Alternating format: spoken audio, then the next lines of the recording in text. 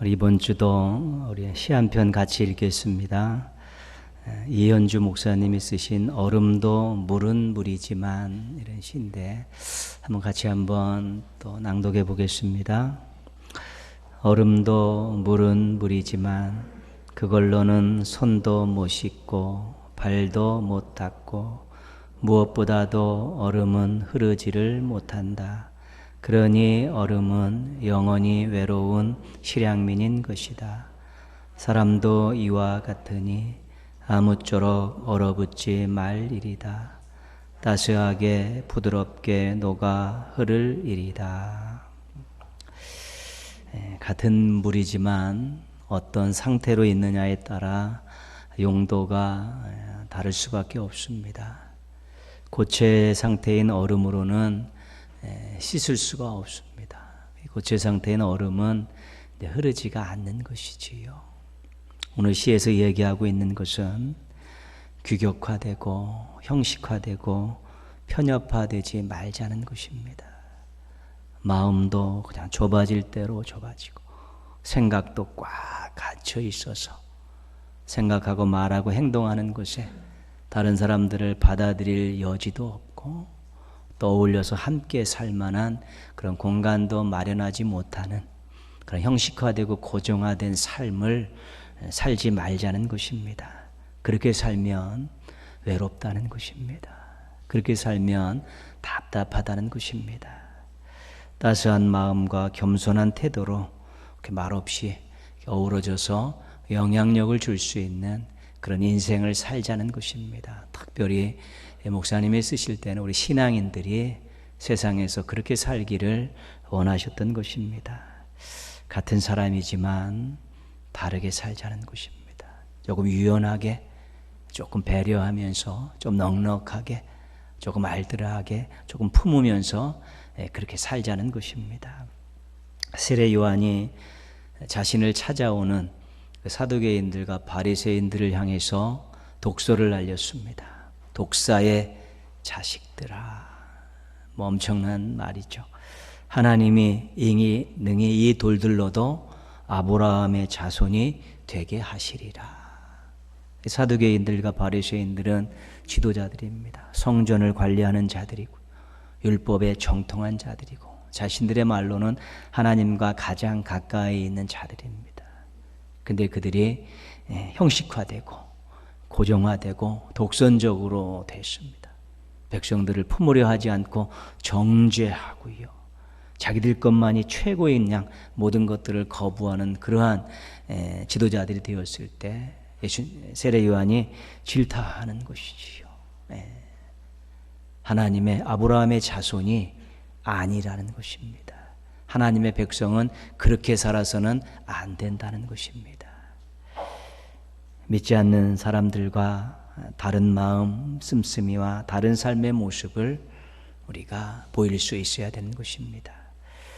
편협하고 고집불통이고 독선적인 그런 마음과 태도는 그렇게 유익한 것이 아닙니다. 같은 믿음을 가진 사람들보다 더 성숙하도록 노력해야 하는 것이죠. 이해하고 배려하고 섬기는 것입니다. 형식화되지 않고 늘 아름답게 대처하고 아름답게 변화하는 우리 신앙인들 되시기를 주님의 이름으로 축복합니다. 이스라엘이 왕국 시대를 보면 통일 왕국 시대가 있었고 분열 왕국 시대가 있었습니다. 통일 왕국 시대에는 3명의 왕이 있었습니다. 사울, 다윗, 솔로몬이죠.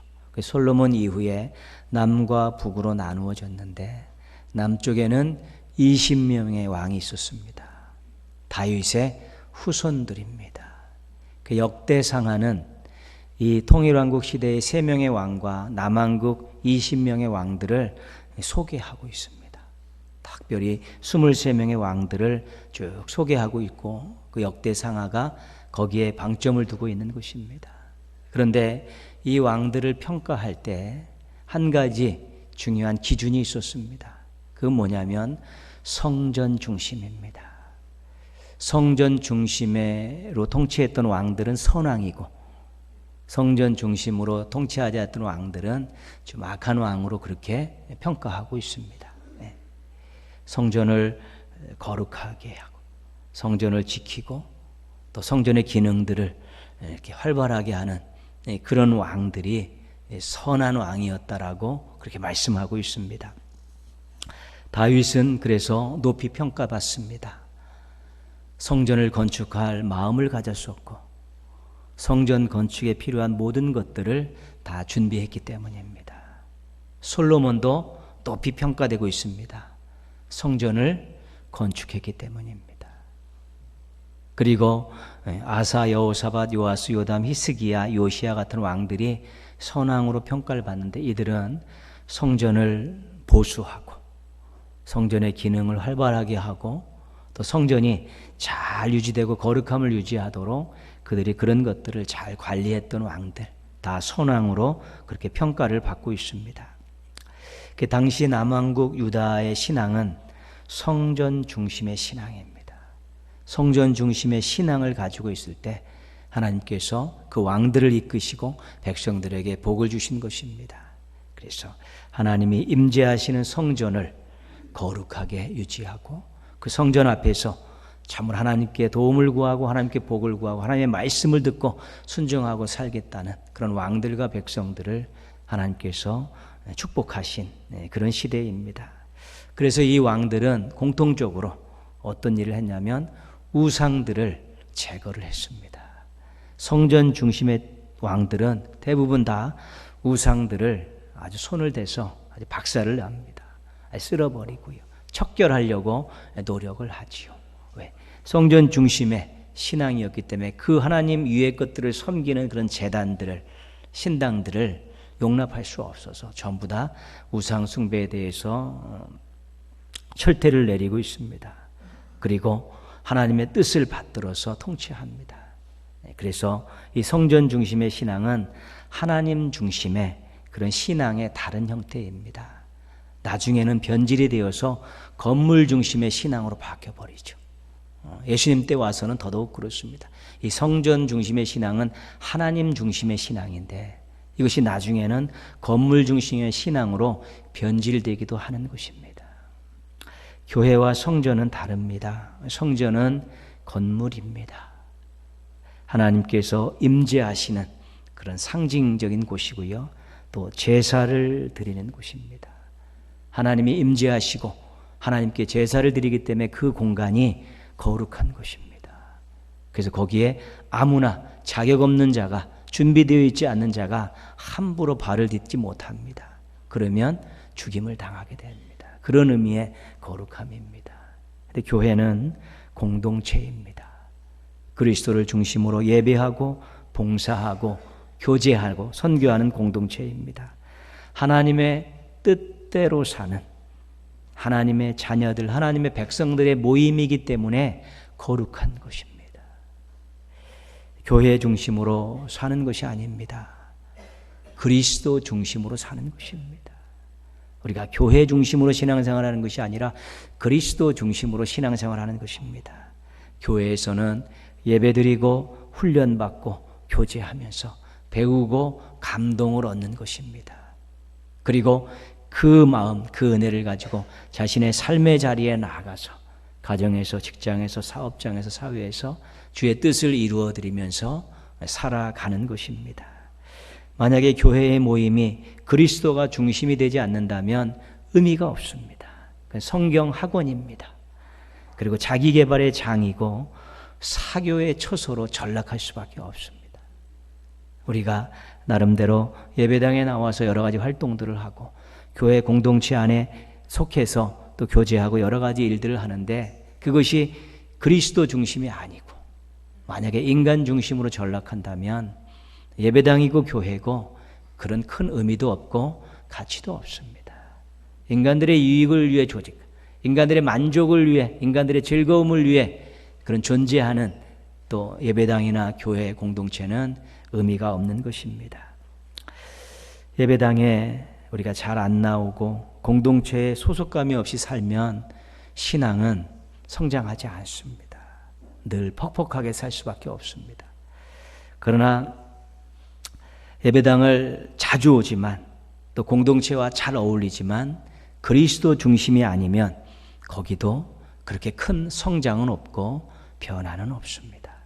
그래서 우리가 예배당의 이 공간들을 잘 활용하면서 예배 공동체 안에, 교회 공동체 안에 속해서 서로 교제하며 어우러지고 함께 훈련받고 함께 하나님의 뜻을 세상에 구현할 만한 그런 뜻을 가질 때, 그리스도의 중심의 교제, 그리스도 중심의 봉사를 하게 될 때 이 교회도, 이 예배당도 거룩함을 인정받을 수 있고 하나님께 쓰임받을 수 있게 되는 것입니다. 성전 중심 신앙의 참뜻을 이해하십시오. 건물 중심이 아닙니다. 하나님 중심입니다.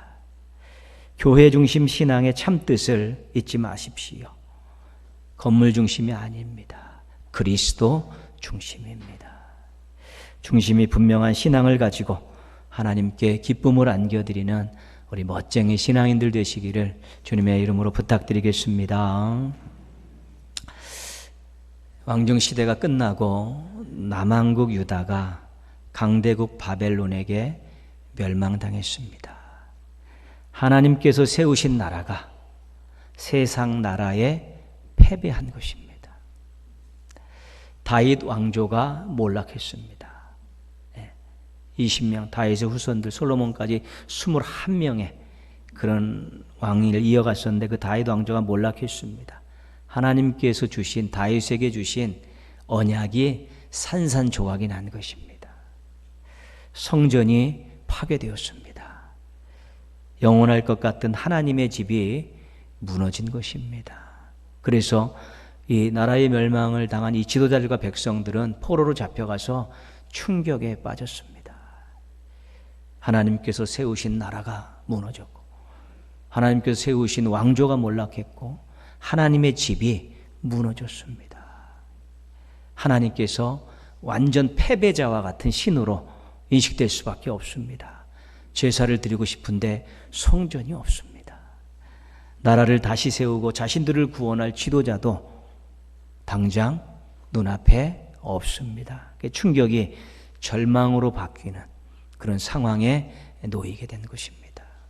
그들은 하나님이 세우신 나라가 영원할 줄 알았습니다. 다윗 왕조도 영원히 자신들을 통치할, 대리 통치할 왕조로 알았고 성전은 절대로 무너지지 않을 거라고 생각했습니다. 그런데 모두가 다 한순간에 물거품처럼 사라졌기에 충격에 충격이고 결국은 절망으로 빠질 수밖에 없었습니다. 그런데 하나님께서 포로지에서 한 사람을 준비시키고 있었습니다. 1절 말씀을 7장 1절 말씀 보시면요. 이 일 후에 바사왕 아닥사스다가 왕위에 있을 때에 에스라라 하는 자가 있으니라. 그 포로지에 에스라라는 사람이 태어나서 커가고 있었던 것입니다. 5절 맨 끝에 보시면요. 5절 맨 끝에 보시면 대제사장 아론의 16대 손이더라. 이 에스라가 대제사장 아론의 가문의 후손이었던 것입니다. 그런데 어렸을 때부터 신앙 훈련을 잘 받으면서 양육된 것이지요. 6절 말씀 보시면요. 이 에스라가 바벨론에서 올라왔으니 그는 이스라엘의 하나님 여호와께서 주신 모세의 율법에 익숙한 학자로서 그 율법에 정통한, 연구하고 가르치기에 익숙한 전문가였던 학자였습니다. 6절 맨 끝에 보시면요. 여호와의 도우심을 입음으로 왕에게 구하는 것은 다 받는 자이더니. 나름대로 그 포로지에서 왕의 측근이었습니다. 왕에게 원하는 것들을 다 받을 수 있다는 것은 에스라가 그 포로지 파사에서 부와 명예와 권력을 어느 정도 가지고 있다는 것입니다. 그런 에스라를 하나님께서 그곳에 준비시키신 것이죠. 에스라는 늘 율법을 연구하는 것을 즐겨했던 사람이죠. 역사도 공부하는 것을 즐겨했으면서 그 역사와 율법을 공부하면서 연구하면서 나라와 백성들을 가슴에 품었습니다. 그리고 모든 것을 다 잃어버린 이 비참한 현실을 마음 아파했습니다. 왜 하나님의 백성인 이 나라 백성들이, 우리 백성들이 이 이방 땅에 와서 포로 생활을 하는 것인가? 하나님께서 지어주신 그 성전이 다 몰락하고 우리는 이곳에서 성전도 없이 이터들거리고 살고 있는가? 이런 것들에 대해서 생각하며 절망했습니다. 회복할 수 있는 길이 없을까 고민을 거듭했습니다. 도대체 어떻게 하면 회복할 수 있을까? 그러던 중 하나님께서 감동을 주셨습니다. 무엇인가를 깨달은 것입니다. 우리가 산삼을 캐러 다니는 그 신만이들이 산삼을 발견했을 때 3번 외치는 말들이 있습니다. 그러면 다 아시죠? 신봤다 외치지요. 아무 눈에나 보이지 않는다고 합니다. 평생 못 찾는 사람들도 있는데 그것을 발견하고 나서 신봤다라고 외치는 그들의 마음이 얼마나 감격스럽겠습니까? 감격, 자랑 이런 것들이 막 섞여져 있는 외침이지요. 고대 그리스에서 아르키메데스가 공중 목욕탕에서 이렇게 목욕을 하다가 물이 이렇게 탕 밖으로 넘쳐나는 것을 보고서 무언가를 깨닫고 벌거벗은 몸으로 길거리를 뛰어다니면서 외쳤던 말이 있습니다. 유레카라며 유레카. 찾았다. 그런 뜻이지요. 그가 이 금관이 순도 높은 순수한 금관이냐 은이 섞여 있는 금관인가를 알아맞히라는 그런 연구 과제를 받고 고민하던 중에 그 목욕탕에서 목욕하면서 물이 넘치는 것을 보고 부력을 이용해서 이것을 알 수 있다는 것을 깨닫고 그렇게 부끄러운 줄 모르고 뛰어다니면서 유레카를 외쳤던 것이지요. 너무 좋았고 너무 기뻤기 때문에 그런 것입니다.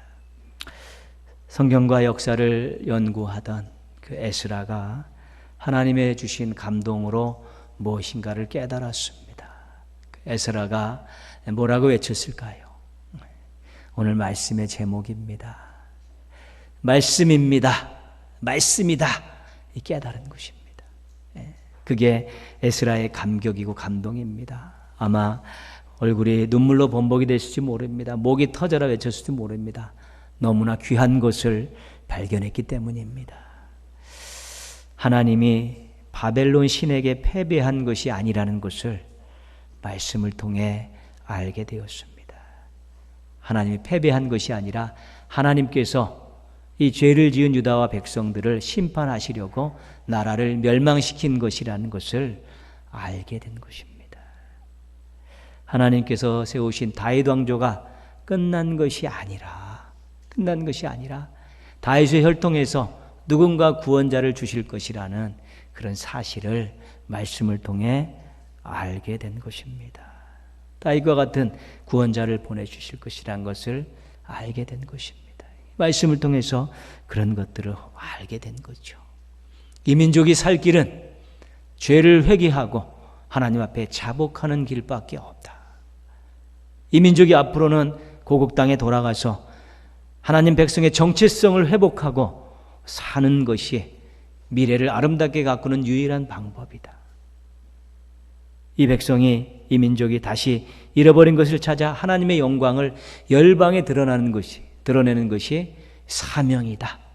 이런 것들을 알게 된 것입니다. 그래서 그 모든 것이 다 말씀에 있고 이 모든 것을 이룰 수 있는 방법과 능력이 말씀 속에 있다는 것을 분명하게 알게 된 것입니다. 그래서 에스라가 말씀입니다라고 외치면서 그가 미래에 대한 것들을 준비하기 시작한 것입니다. 10절 말씀입니다. 7장 10절 같이 한번 읽겠습니다. 에스라가 여호와의 율법을 연구하여 준행하며 율례와 규례를 이스라엘에게 가르치기로 결심하였더라. 이것을 말씀입니다라는 이 귀한 것을 깨닫고 외쳤던 에스라가 결심했습니다. 돌아가기로, 고국 땅으로. 에스라가 결심했습니다. 말씀을 연구하고 준행하고 가르치기로 결심을 했습니다. 이제는 깨달은 것이 있는데 깨닫고 끝나면 아무 변화가 없습니다. 이것을 실행해야 되기 때문에 에스라가 결심을 하는 것입니다. 이 결심을 하는 가운데 자신의 이방 나라에서의 기득권을 포기했습니다. 우리가 아까 읽었던 5장 뒷부분의 말씀 가운데 왕에게 구하는 것은 다 받을 수 있다고 하지 않았습니까? 그래서 그가 나름대로 그 파사 왕국에서 부와 명예와 권력을 가지고 있었습니다. 그런데 그것을 다 포기한 것입니다. 9절 말씀에 보시면요, 첫째 달 초하루에 출발해서 다섯째 달 초하루에 예루살렘에 도착했습니다. 4개월 걸렸습니다. 파사에서 예루살렘에 돌아가는데, 근데 거기에 어떤 말씀이 있냐면 하나님의 선한 손에 도우심을 입어 하나님이 도와주셔서 4개월이 걸린 것입니다. 하나님이 도와주시지 않았다면 더 많은 시간이 걸렸을 것입니다. 4개월 이상을 걸어서 그 여행을 간다는 것이 위험한 것입니다. 힘들고 고달프고요. 중간에 또 날씨 때문에, 도적대들 때문에 어려움을 당할 수밖에 없습니다. 그렇기 때문에 고국 땅으로 돌아갑시다 이야기했을 때 포기한 백성들도 꽤 많았을 것입니다. 그동안 이루어놨던 것도 다 내려놔야 됐고, 또 위험한 4개월 이상의 여정을 해야 됐기 때문에 그런 모든 것을 포기하고 위험을 감수할 만한 그런 결심이 없었다면 절대로 할 수 없었던 것입니다. 에스라가 기득권을 포기하고 4개월 이상의 그 위험하고 고단한 귀향길을 자처한 것입니다. 왜냐하면 말씀이라는 열쇠를 가지고 있었기 때문입니다. 자기가 살고 민족이 살고 나라가 부흥하는 새로운 능력을 제공해주는, 갈 길을 밝혀주는 말씀을 손에 쥐고 있었기 때문에 그가 포기할 수 있었고 수고와 희생을 자처할 수 있었던 것입니다. 가치 있는 일을 이루기 위해서는 결심해야 합니다. 그냥 있다고 되어지는 일은 없습니다. 가치 있는 일을 위해서는 때로는 포기할 줄도 알아야 합니다. 가치 있는 일을 위해서는 때로는 수고와 희생을 해야 되는 것입니다. 하나님의 영광을 드러내는 일, 가치 있는 일입니다. 공동체를 유익하게 하는 일, 가치 있는 일입니다. 주변의 사람들, 이웃들을 행복하게 하는 일, 그것도 가치 있는 일입니다. 하나님께서 원하시는 일이기 때문에 그렇습니다. 이런 일들을 위해서 결심하고 수고와 희생을 할 수 있어야 되는 것입니다. 그것이 우리 신앙인들의 매력입니다. 또 신앙인들의 아름다운 인생의 모습이기도 한 것입니다. 하나님의 말씀에 대한 결심은 우리 인생에서 너무나 귀한 것입니다. 하나님의 말씀은 생명 양식입니다. 우리의 영혼을 살리고 우리의 믿음을 살리는 것입니다. 이건 먹지 않으면 쪼그라들 수밖에 없습니다. 시들시들해질 수밖에 없고 생명력을 잃어버릴 수밖에 없습니다. 하나님의 말씀은 능력입니다. 우리의 삶을, 우리의 환경을 새롭게 알차게 바꿀 수 있는 능력입니다. 그래서 정말 말씀에 대해서 결심들을 하게 될 때 이 생명, 또 이 능력, 이런 것들이 우리 삶 속에서 이루어지고 우리가 눈으로 확인하고 몸으로 경험할 수 있게 되는 것입니다. 말씀에 대한 결심이 없으면 그것은 글자로 끝나는 것입니다. 문자로 끝나는 것이고 책으로 끝나는 것입니다. 결심을 해서 그 속에 있는 문자를, 그 속에 있는 글들을 다 끄집어내서 살아있는 말씀으로 자기의 삶 가운데 펼쳐갈 수 있을 때 그 말씀이 양식이 되고 능력이 돼서 새로운 미래의 아름다움들을 우리가 맛볼 수 있게 되는 것입니다. 말씀을 연구한다는 것은 늘 읽고 배우고 묵상하는 것입니다. 친구와 같이 늘 가까이 하는 것입니다. 우리가 말씀을 연구할 때 하나님께서 우리에게 주시는 은혜가 있습니다. 그것은 깨달음과 감동입니다. 말씀을 읽고 우리가 암송하고 또 공부하고 묵상하면서 깨달음과 감동이 없으면 정말 힘듭니다. 읽기 너무 어렵습니다. 그러나 그 가운데 사모하는 마음으로, 기도하는 마음으로 우리가 말씀을 연구하면 하나님이 또 때로는 깨달음을 주시고 감동을 주시는 것입니다. 그 맛에 말씀을 연구하는 것입니다. 재료가 있어야 무언가를 만들 수 있습니다. 우리의 가슴 속에 말씀이 남아있고 우리의 생각 가운데 말씀이 있고 우리의 삶의 모습 속에 말씀대로 살고자 하는 그런 흔적들이 있을 때 성령님께서 그것을 붙잡아서 놀라운 역사를 일으키시는 것입니다. 성령님은 말씀으로 역사하시는 분입니다. 근데 우리의 가슴 속에 우리의 머릿속에도 우리의 삶의 자리에도 말씀이 없으면 역사를 일으키실 수 없는 것입니다. 부지런한 학생들 되겠다고 결심하시기 바랍니다. 나는 말씀을 연구하는 부지런한 학생들이 되겠다고 결심하시기 바랍니다.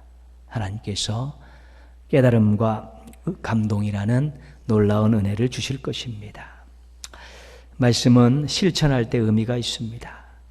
말씀에 대한 지식이 많다고 믿음이 좋은 건 아닙니다. 착각하지 마십시오. 많이 아는 것이고 많은 정보를 가지고 있는 것뿐입니다.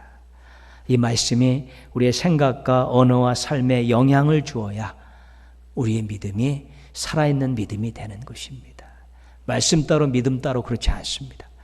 말씀이 우리의 삶 가운데서 역사를 일으킬 때 그 믿음이 생명력 넘치는 믿음이 되는 것입니다. 아무리 좋은 물건 창고에다 가득 채워놓고 먼지 뽀얗게 앉을 정도로 출고를 하지 않으면 아무런 의미가 없는 것입니다. 우리가 연구해서 얻었던 그 말씀의 정보와 지식들, 감동과 깨달음을 이제는 실천하겠다는 의지를 가지고 우리가 부단히 시행착오를 겪으면서 노력하게 될 때 그 말씀이 능력이 되어서 우리의 삶을, 우리의 인생을, 우리의 가정을, 우리의 생업의 현장들을 바꾸어가는 것입니다. 실천하고 순종하는 백성들 되겠다고 결심하십시오. 우리가 말씀의 백성들인데요. 나는 말씀대로 살겠습니다. 말씀에 순종하겠습니다라고 결심을 해야만이 조금이라도 실천하며 살아갈 수 있게 되는 것입니다. 가르치는 것은 의미 있는 일입니다. 가르치다 보면 더 공부하게 됩니다. 또 가르치다 보면 그동안 또 몰랐던 것도 알게 되고 또 그동안 배웠던 것들이 잘 정리가 됩니다. 또 가르친다는 것은 우리가 꼭 선생님이 되어서 가르치는 의미도 있지만 말씀을 나누는 것도 포함됩니다. 서로에게서 배우는 것입니다. 가르치고 나누죠. 성도들끼리 서로 좋은 공동체를 만들어서 비대면이라도 여러분들 만들어서 말씀들을 나누고 은혜를 나누는 시간들 가지시고 차 한잔 하면서 또 말씀과 은혜를 나누는 그런 시간들 가르치고 가정에서는 자녀들에게 또 말씀을 지도하고 말씀을 읽도록 배우도록 하고 또 자녀들과 말씀을 나누는 이런 일들을 하는 것이 얼마나 중요한 일인지 모릅니다. 그렇게 하겠다고 결심하셔야 되는 것입니다. 광고에도 말씀드렸듯이 2021년부터 말씀 묵상집을 가정에서 가족들 모든 것을 그렇게 정기구독하도록 그렇게 바꿨습니다. 자녀들 교회에서 구독하다 보니까 전달도 안 되고 엉망입니다. 부모님들이 먼저 하고 자녀들 다 해갖고 여러분들 하십시오. 그렇게 2, 3만 원 정도 1년에 2, 3만 원뿐이 안 됩니다. 한 10만 원 정도 해도 해야 되는 것입니다. 2, 3만 원이라는 게 1년이라면 하루에 100원도 안 되는 거 투자하는 것입니다. 근데 그 속에 인생을 바꿀 만한 엄청난 보화가 있는 것입니다. 가족들 각자 묵상하고 모일 시간 없으면 밥 먹으면서라도 오늘 말씀에 어떤 것이 가슴에 와 닿냐? 내가 뭘 위해서 기도해 줄까? 물으면서 자꾸 권면해야 되는 것입니다. 애들 컴퓨터에 빠져 있고 핸드폰에 빠져 있고 세상 즐거움에 빠져 있는 애들 말씀으로 붙들어내지 않으면 여러분 소망 없습니다. 부모님들이 먼저 말씀 묵상하시고요. 시키시고 점검하고 나누려는 그런 몸부림들을 해야 되는 것이죠. 코로나19가 말씀의 가정교육의 중요성을 절실하게 가르쳐주고 있습니다. 꽝 터졌는데 예배드리러 나오지 못하는데 애들들은 어찌할 수가 없습니다.